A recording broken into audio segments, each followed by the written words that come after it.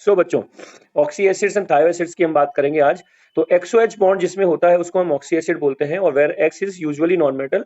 जैसे कि एग्जांपल लेते हैं H2SO4, या फिर जैसे हम लेते हैं H3PO3। तो H3PO3 में स्ट्रक्चर आपको पता है ऐसा होता है। तो अगेन हमें सर्च करना है एक्सओएच बॉन्ड को। तो यानी एक्सओएच बॉन्ड अगर हमें किसी में मिल गया तो वो हमारा ऑक्सी एसिड है। एक एग्जांपल देखते हैं HOCl। तो HOCl में अगर हम देखें तो ClOH, तो अगेन हमें हमारा एक्सओएच बॉन्ड मिल गया। इसका मतलब ये सब क्या है, ऑक्सी एसिड्स हैं। ठीक है बच्चों, ये क्लियर हो गई ऑक्सी एसिड वाली बात। अब यूजुअली क्या होता है कि जो नंबर ऑफ हाइड्रोजन एटम जो अटैच होते हैं ऑक्सीजन से, उसको हम बेसिसिटी बोलते हैं। तो जो ऑक्सीजन से अटैच, यानी कि यहाँ पर एक ऑक्सीजन से अटैच हाइड्रोजन है, एक ऑक्सीजन से अटैच हाइड्रोजन है, 2। तो इसकी बेसिसिटी कितनी हो गई, 2। बेसिसिटी का मतलब ये होता है कि ये 2 मोल NaOH को सेटल कर सकता है। ठीक है, ये 2 मोल जो है NaOH को सेटल कर सकता है। इसी तरह से अगर हम इसमें देखें तो 1 और 1 2, तो इसकी भी बेसिसिटी कितनी है, बेसिसिटी 2। अब आप समझिए H3PO3 में दिखने में हाइड्रोजन 3 है, लेकिन बेसिसिटी सिर्फ कितनी है, 2। तो ये चीज हमको समझनी पड़ेगी कि वही हाइड्रोजन उसकी बेसिसिटी में काउंट होता है जो कि डायरेक्टली ऑक्सीजन से अटैच्ड है। इसका एक एक्सेप्शन भी है बच्चों, H3BO3। अगर H3BO3 में देखें तो हमारे पास में अगर हम देखेंगे तो है तो ये ऑक्सी एसिड, लेकिन इसमें 3 हाइड्रोजन हमें दिख रहे हैं, और 3 हाइड्रोजन अगर हम दिख रहे हैं तो इसका मतलब है इसकी बेसिसिटी कितनी होनी चाहिए थी, बेसिसिटी इक्वल टू 3, लेकिन ये गलत है। It is not a protic acid, ये प्रोटिक एसिड नहीं है, rather it is a Lewis acid. क्या है ये, लुइस एसिड है। ठीक है बच्चों, तो ये क्लियर हो गई बात। लुइस एसिड का मतलब होता है which accept pair of electron, which accept pair of electron. कैसे करता है देखो, ये भी समझा देता हूं आपको, और ऐसा क्यों होता है ये भी मैं आपको क्लियर कर देता हूं। कि बोरोन में ऑक्टेट कंप्लीट नहीं है, तो जब इसकी रिएक्शन OH माइनस से होती है तो ये OH माइनस का पेयर पूरा बोरोन अपने वेकेंट ऑर्बिटल में एक्सेप्ट कर लेता है, और ये बनाता है इस तरह का टेट्राहेड्रल स्ट्रक्चर। और चूंकि इसने एक्सेप्ट किया तो ये आ गया नेगेटिव चार्ज। तो यहाँ पे इसने क्या किया, बेस को न्यूट्रलाइज तो किया, पर कैसे न्यूट्रलाइज किया, by accepting its OH minus rather giving H+ sign. तो देखने में इसकी बेसिसिटी 3 दिखती है, लेकिन इसकी बेसिसिटी कितनी कहलाएगी, बेसिसिटी कितनी कहलाएगी फिर 1। क्यों कहलाएगी 1, क्योंकि ये एक ही NaOH को या एक ही OH माइनस को सेटल कर सकता है। चलिए, तो कहने का मतलब H3BO3 जो है वो ऑक्सी एसिड तो है, परंतु वैसा ऑक्सी एसिड नहीं है जैसा बाकी है, यानी कि बेसिसिटी इसकी 3 दिखने में 3 होती है, लेकिन 3 नहीं है। अगर हम बात करें H3PO4 की, तो H3PO4 में स्ट्रक्चर अगर हम देखेंगे तो ऐसा स्ट्रक्चर होता है, और यहाँ पे हम देख सकते हैं कि 3 हाइड्रोजन यहाँ पर है। तो यानी कि बेसिसिटी इसकी कितनी हो जाएगी, बेसिसिटी इक्वल टू 3। तो ये हो गए हमारे ऑक्सी एसिड्स। ठीक है, अब इन ऑक्सी एसिड्स की नेमिंग के ऊपर हम जरा बात करेंगे कि ऑक्सी एसिड्स में नेमिंग वगैरह कैसे हम क्या करते हैं। तो ऑक्सी एसिड्स का क्लासिफिकेशन है, classification of oxy acids. Classification of oxide में सबसे पहला आता है पायरो। अब ये pyro is related to heating, pyro का मतलब होता है हीटिंग। तो जब 2 मॉलिक्यूल किसी एसिड के हीट करते हैं और 2 मॉलिक्यूल में से एक पानी निकलता है, यानी कि 2 molecules of oxy acid minus 1 water molecule, that is called pyro acid. इसका एक एग्जांपल लेते हैं हम, जैसे H3PO4 है, 2 मॉलिक्यूल H3PO4 है, उसमें से हम एक वाटर मॉलिक्यूल निकाल दें, तो देखो आप 2 3 6 6 में से 2 निकल गए तो क्या आएगा H4। फॉस्फोरस 2 है P2, और ऑक्सीजन कितने 8, तो कितना आएगा, एक निकल गया तो 7। तो H4P2O7, दिस इज पायरो। और चूंकि ये किससे मिलकर बना है, फॉस्फोरिक से, तो बोलेंगे pyro phosphoric acid, pyro phosphoric acid. इसी तरह से H3PO3 है, कौन है, फॉस्फोरस। तो यहां से अगर हम वाटर निकालेंगे 2 मॉलिक्यूल में से तो बनेगा H4P2O5, ये बन जाएगा पायरो फॉस्फोरस एसिड, करेक्ट। अब इसी तरह से एक एग्जांपल लेते हैं H2SO4 का, और 2 मॉलिक्यूल H2SO4 में से एक वाटर मॉलिक्यूल निकालते हैं हम, तो ये बन जाएगा H2S2O7, that is pyro sulphuric acid, correct है बच्चों, पायरो सल्फ्यूरिक एसिड। तो यहाँ पे आपको ये चीज समझ में आ गई कि पायरो, अब पायरो की एक पहचान होती है कि इसमें XOX बॉन्ड आता है। तो जरा स्ट्रक्चर देखें अगर हम इनका, तो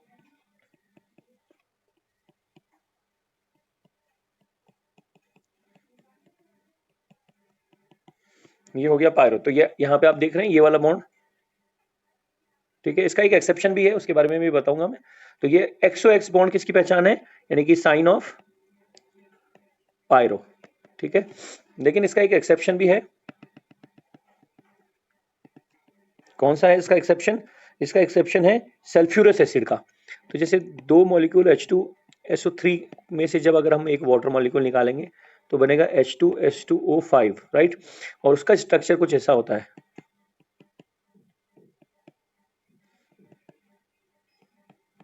लाइक दिस, ठीक है। यहाँ पे एक लोन पेयर भी होगा, इसको ऐसे दिखा दो तो यहाँ पे लोन पेयर भी आ जाएगा यहाँ पे। तो दिस इज द एक्सेप्शन, ठीक है, ये एक्सेप्शन है। इस एक्सेप्शन का कोई बहुत बड़ा कंक्रीट रीजन नहीं है, लेकिन ये एक्सेप्शन है यहाँ पर। इसमें इसको हम मार्क कर लेते हैं, does not have contain SOS bond. तो ये एक सवाल बन गया हमारा इंपॉर्टेंट, ऑब्वियसली बात है, पायरो होते हुए भी ये, तो इसको क्या बोलेंगे, पायरो सल्फ्यूरस एसिड। तो एक एक्सेप्शन हमको पता लग गया बच्चों, ये वाला, कि पायरो में सल्फ्यूरस एसिड वाला जो है उसके अंदर SOS बॉन्ड नहीं होता है, जबकि SH बॉन्ड होता है। चलिए, तो अभी फिलहाल अब तक हमने क्या सीखा कि ऑक्सी एसिड किसको कहते हैं, और ऑक्सी एसिड की पहचान क्या होती है, XOH बॉन्ड, जिसमें हमने एक एक्सेप्शन देखा कि बोरिक एसिड ऑक्सी एसिड तो है, लेकिन उसके जो हाइड्रोजन है रिप्लेसेबल नहीं है, और वो एक लुईस एसिड है, ये बात हमने समझी। फिर उसके बाद में हमने ये समझा कि पायरो किसको कहता है। पायरो के बाद में हम आगे बढ़ते हैं, तो पायरो के बाद में एक टर्म आती है हाइपो, जो अक्सर हम यूज करते हैं, हाइपो, हाइपो, ठीक है। हाइपो का मतलब होता है वैसे लोअर, लेस, ठीक है।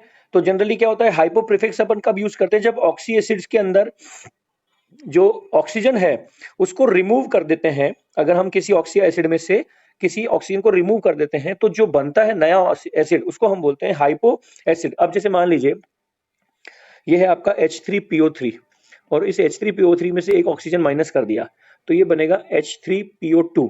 अब ये चूंकि बना है फॉस्फोरस एसिड से, तो इसको हम बोलेंगे हाइपो फॉस्फोरस एसिड। यानी हाइपो की कहानी में क्या हो गया, हमने एक ऑक्सीजन को माइनस करना है, ठीक है।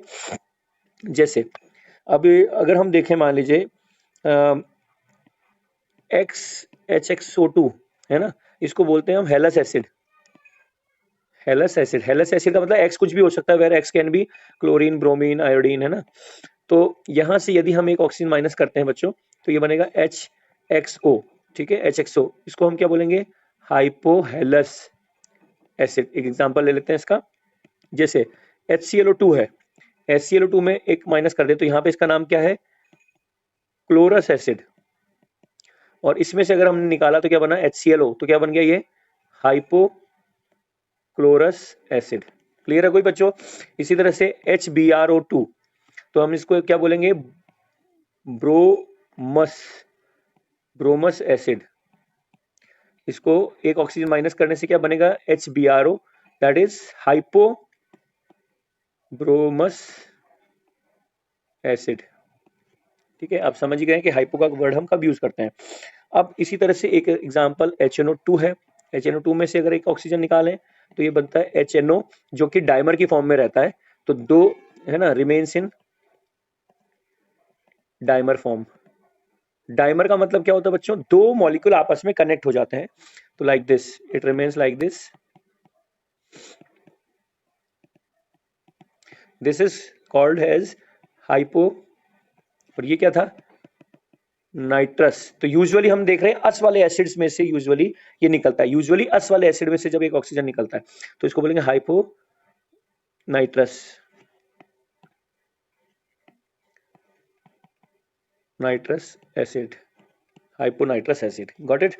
तो ये हाइपोनाइट्रस एसिड हो गया बच्चों, राइट। तो इस तरह से हमने समझा कि जो हाइपो वर्ड है, हम यूजुअली जो हेलस एसिड होते हैं, हेलस एसिड या अस एसिड होते हैं, उनमें से एक ऑक्सीजन निकालने पर हमको हाइपो एसिड्स मिलते हैं। अब मान लीजिए कि कभी किसी पायरो एसिड में से निकालें, जैसे मान लीजिए कि ये है H2S2O7 है और इसमें से हम एक निकालें, तो देखिए ये क्या था, पायरो सल्फ्यूरिक एसिड था,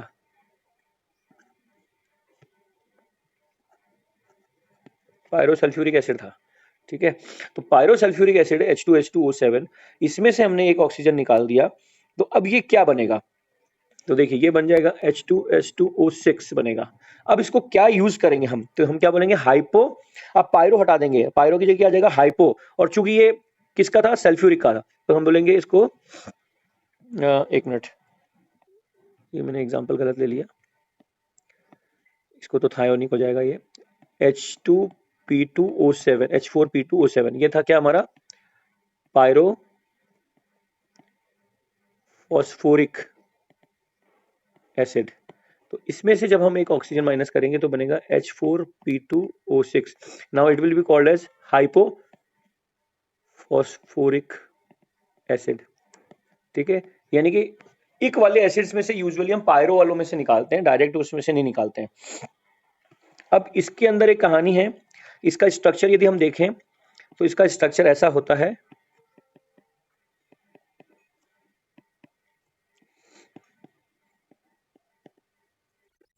ऐसा, ठीक है। लेकिन इसके लिए कहते हैं कि ये इस तरह से भी एग्जिस्ट कर सकता है, this can exist as like this POP, इसमें पीओपी बॉन्ड भी आ जाएगा,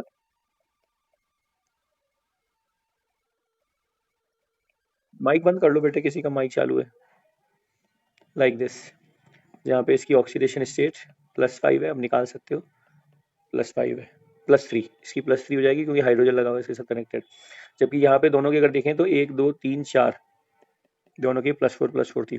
तो इसको हम बोलते हैं आइसो हाइपो फॉस्फोरिक एसिड, ये इसका एक तरह से लाइक फॉर्म है, अनदर फॉर्म है, इसलिए इसको आइसो वर्ड यहाँ पे यूज करते हैं हम।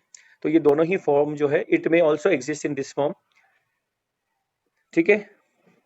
तो कुल मिलाकर यहाँ पे मुद्दे वाली बात क्या थी, समझने वाली बात क्या थी कि हाइपो कब यूज करते हैं हम, जब किसी एक नॉर्मल अस एसिड में से एक ऑक्सीजन निकल जाता है तो उसके लिए हम हाइपो वर्ड यूज करते हैं, ठीक है। अब हम बात करते हैं मेटा की, कि मेटा कब बोलते हैं हम, मेटा वर्ड हम कब यूज करते हैं। तो देखिए मेटा वर्ड कब हम यूज करते हैं, तो उसका सीन है कि मेटा जब जब आएगा तब तब ऑर्थो भी आएगा, तो हम इसको ऐसे लिख सकते हैं मेटा एंड ऑर्थो, या ortho and Meta, ortho and Meta. जब किसी एक पूरे एसिड में से ना, like when 1H2O is removed from an oxy acid, the formed acid is known as meta, while the initial acid is known as ortho। अब इसका example लेते हैं, H3PO4 है, इस H3PO4 में यदि हम एक वाटर मॉलिक्यूल निकाल लें बच्चों, तो क्या होगा, आप देखिए HPO3, अब देखिए ये क्या था, फॉस्फोरिक एसिड, तो इसके आगे हम लगा देंगे ऑर्थो, पता है क्यों, क्योंकि इसके अंदर से हम वाटर मॉलिक्यूल निकाल पाए इसलिए, तो इसको बोलेंगे हम ऑर्थो फॉस्फोरिक, माइक बंद कर लो बच्चों, फॉस्फोरिक एसिड, और इसमें से हमने वाटर मॉलिक्यूल निकाला तो ये बन गया मेटा, किसका मेटा, फॉस्फोरिक एसिड का, मेटा फॉस्फोरिक एसिड, ठीक है।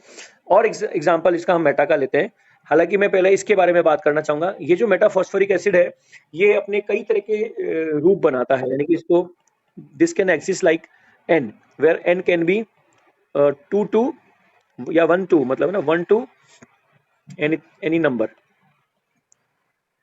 साइक्लिक भी बनाता है, इसके स्ट्रक्चर्स हम देखें अगर, तो जैसे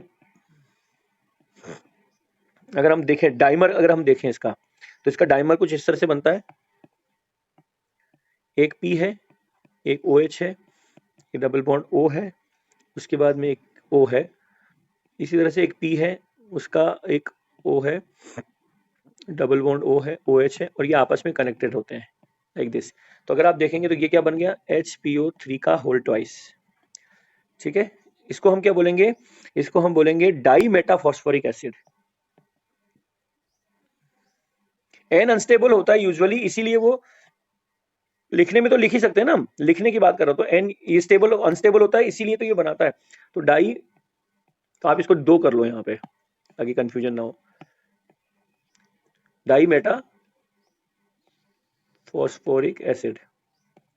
अब इसी की तरह से HPO3 का होल थ्राइस भी हो सकता है साइक्लिक में, तो इसमें आप क्या करो, बहुत सिंपल सा रूल है, जितने भी फॉस्फोरस हैं वो अल्टरनेट OP कर दो, और हर एक फॉस्फोरस पे एक डबल बॉन्ड O और OH लगा दो, double bond O OH, double bond O OH, ये बन गया आपका ट्राई मेटा फॉस्फोरिक एसिड। इसी तरह से अगर मान लो टेट्रा बनाना है तो POP ये बहुत सिंपलेस्ट तरीका है बनाने का, हर एक फॉस्फोरस से एक डबल बॉन्ड O OH लगा दो, डबल बॉन्ड O OH लगा दीजिए, डबल बॉन्ड O OH लगा दीजिए, तो ये बन गया टेट्रा मेटा फॉस्फोरिक एसिड। ठीक है बच्चों, तो ये तो बात रही मेटा कैसे बनता है। मेटा के कुछ और एग्जांपल लेते हैं हम। अब जैसे मान लीजिए मेटा का मैंने एक और एग्जांपल लिया, जैसे ऑर्थोबोरिक एसिड H3BO3, इसमें से यदि हम एक वाटर निकाल दें तो ये बन जाता है HBO2, this is called metaboric acid and this is called orthoboric acid. तो आपको ऑर्थो का कॉन्सेप्ट समझ में आया कि ऑर्थो हम उस एसिड को तभी बोल सकते हैं जब उसमें से पानी निकालने के बाद में बाकायदा एक ऑक्सी एसिड का पुनः निर्माण हो। अब एक एग्जांपल लेता हूं, H2SO4, और मेरा सवाल है कि क्या हम इसको बोरिक एसिड ये बोल पाएंगे, लाइक मेटा सल्फ्यूरिक एसिड बोल पाएंगे। तो देखिए होगा क्या, यहाँ पे H2SO4 में से जब पानी निकाल लोगे तो ये बन जाएगा SO3, तो इसको हम नहीं बोल पाएंगे। क्यों? क्योंकि ये बन गया बिना हाइड्रोजन का, विदाउट हाइड्रोजन है ना, without hydrogen, so it is not an oxy acid, that is why so it cannot be called as ortho sulphuric acid. मतलब ऐसे समझ लो कि ऑर्थो वर्ड जो है ना वो एक टाइटल है, वो टाइटल हम उसको तभी देते हैं जब उसमें ये कैपेबिलिटी है कि उसमें से अपने आप में से एक पानी का मॉलिक्यूल निकालने के बाद में वो एक नया ऑक्सी एसिड का निर्माण कर दे, इसको हम बोलते हैं ऑर्थो वर्ड। तो यहाँ पे हम ऑर्थो वर्ड यूज नहीं करेंगे। क्लियर हो गई बात? तो इसको हम क्या बोलेंगे, अब सवाल आता है कि इसको हम क्या बोलेंगे। तो देखिए किसी ऑक्साइड को पानी में डालने से यदि उसका ऑक्सी एसिड बनता है तो वो ऑक्साइड उस ऑक्सी एसिड का कहलाता है एनहाइड्राइड। तो क्या बोलेंगे इसको, एनहाइड्राइड, यानी सूखा हुआ एनहाइड्राइड ऑफ H2SO4। इसको क्या बोलेंगे हम, एनहाइड्राइड ऑफ H2SO4 या फिर anhydride of sulphuric acid. Same is with H2SO3। H2SO3 में से भी यदि हम वाटर निकालेंगे तो हमारे पास यहाँ SO2 बनेगा, तो this will not be ortho, ठीक है, और this will not be Meta, लेकिन इसको हम क्या बोल सकते हैं, इसको हम बोल सकते हैं anhydride of H2SO3। Got it बच्चों? The same is with nitrogen के कई ऐसे, जैसे HNO3 है, तो HNO3 में से तो हम इवन दो वाटर मॉलिक्यूल, दो HNO3 में से भी अगर हम वाटर मॉलिक्यूल निकालते हैं तो ये बनता है N2O5। Now this will be called as anhydride of nitric acid. ठीक है, सिमिलरली 2HNO2, उसमें से हम वाटर निकाल दें तो ये बनता है N2O3, तो this will be called as anhydride of nitrous acid.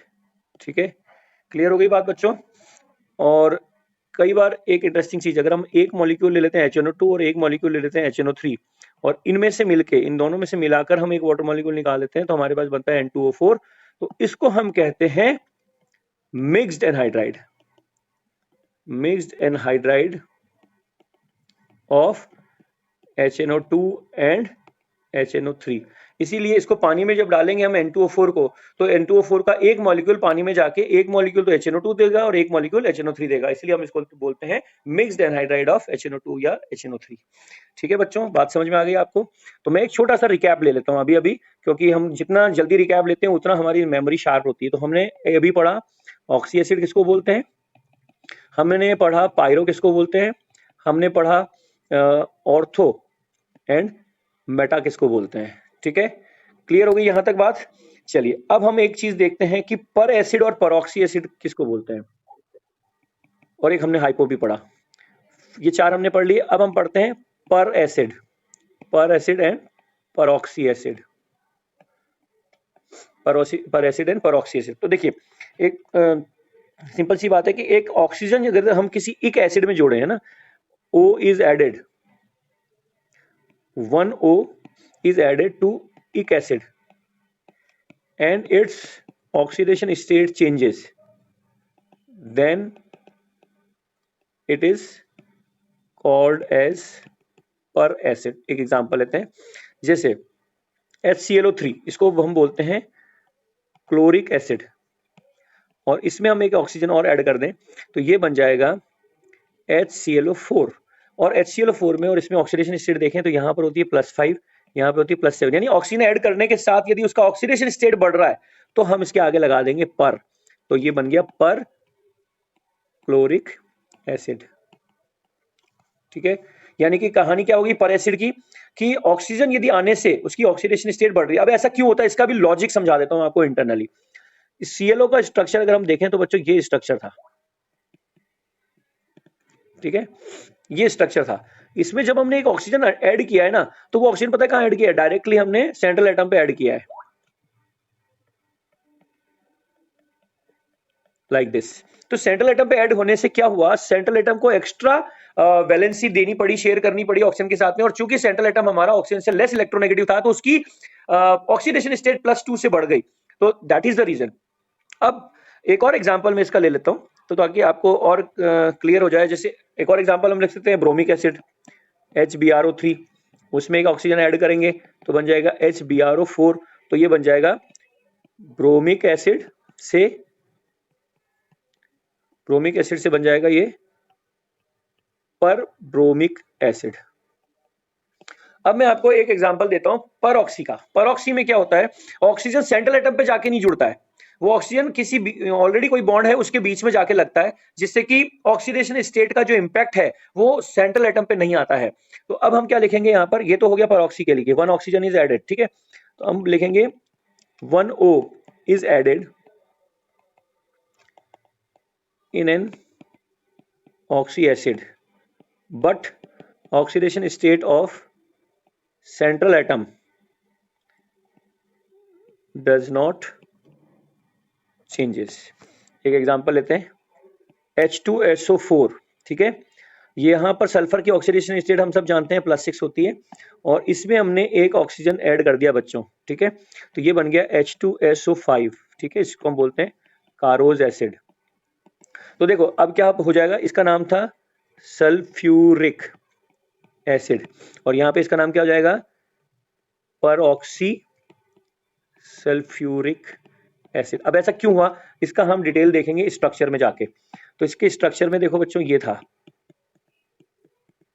कारोज acid, तो उसका नाम है मतलब लाइक कॉमन नेम है, that is not IUPAC name. तो यहाँ पे इससे हम अगर हम एक ऑक्सीजन ऐड कर रहे हैं तो अब देखना ये ऑक्सीजन सेंट्रल एटम पे जाके नहीं जुड़ रहा है, ये कहां जुड़ रहा है देखना, ये देखो ये कहां पे जुड़ा, एक OH बॉन्ड जो ऑलरेडी था इस बॉन्ड के अंदर जाके ऐड हो गया। तो इसका तो पहले भी रिश्ता उससे था, अभी एक और O आ गया तो उसको मतलब नहीं। तो यहाँ पर ये जो ऑक्सीजन मिल गया तो ये बन गया क्या, परऑक्सी, इसको बोलते हैं परऑक्सी लिंकेज। तो इस परऑक्सी लिंकेज होने की वजह से इसका ऑक्सीडेशन स्टेट पहले भी +6 था, अभी भी +6 से, फर्क सिर्फ हुआ है कि यहाँ पहले इस ऑक्सीजन का -2 था, अब यहाँ पे ये -1 ऐसे शेयर हो गया। तो इसको हम बोलते हैं परऑक्सी। यानी कि जब एक ऑक्सीजन ऐड किसी एक एसिड में, एक ऑक्सी एसिड में यदि हमें जोड़ दिया जाए, बीच में डिस्टर्ब नहीं करो बच्चों, माइक बंद रखो। तो यदि किसी एक ऑक्सी एसिड में एक ऑक्सीजन ऐड कर दिया जाए और उसका ऑक्सीडेशन स्टेट चेंज हो जाए तो वो कहलाता है पर एसिड, और अगर ऑक्सीडेशन स्टेट चेंज ना हो तो वो कहलाता है परऑक्सी, ठीक है, क्योंकि उसमें परऑक्सी लिंकेज डेफिनेटली डेवलप हो जाएगा, तो उसको हम बोलते हैं परऑक्सी लिंकेज। क्लियर हो गई बात। एक और एग्जांपल इसका हम ले लें, जैसे मान लीजिए, तो जैसे H3PO4 है, इसमें हमने एक ऑक्सीजन जोड़ दिया तो ये बन गया H3PO5। अब इसमें भी वही कहानी रही H3PO5 में, अरे ये स्काइप बड़ा इनोइंग लग रहा है मेरे को, तो देखो बच्चों मैं इसको डिलीट ही मार दूंगा अभी ये खत्म होएगा तब।